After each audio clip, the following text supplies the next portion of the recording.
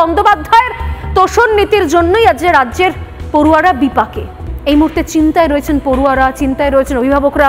সদ্য টপকে গিয়েছেন 18 বছরের গণ্ডি, ভোটাধিকার পেয়ে গিয়েছেন, 18 বছর বয়স হয়ে গেছে, কিন্তু এখনো অনেকেই ভোটার আইডি কার্ড করাননি। হয়তো নতুন ভোটার হতে চলেছেন 2026-এ, কিন্তু ভোট দেওয়ার আগেই তাদের মাথায় বাজ পড়েছে।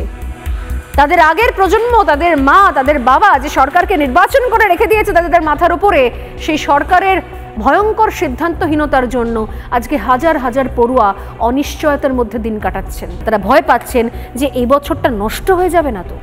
আমি শোনাবো একবার তাদের বক্তব্য, শুনুন। প্রায় 3 মাস হয়ে গেল, এখনো রেজাল্টের কোনো খবর নেই।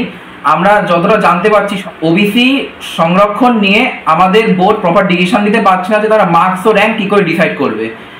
এই দীর্ঘ অপেক্ষার জন্য আমাদের প্রচুর সময় নষ্ট হচ্ছে এবং আমাদের পড়াশোনার উপর একটা এফেক্ট পড়ছে। আমার ছেলে এবছরে WBGE দিয়েছিল, কিন্তু তাদের রেজাল্ট এখনও বেরোয়নি এবং রেজাল্ট না বেরোনোর জন্য আমি এবং আমার ছেলে বা আমার মতো অন্যান্য গার্জেনরা সবাই চিন্তিত।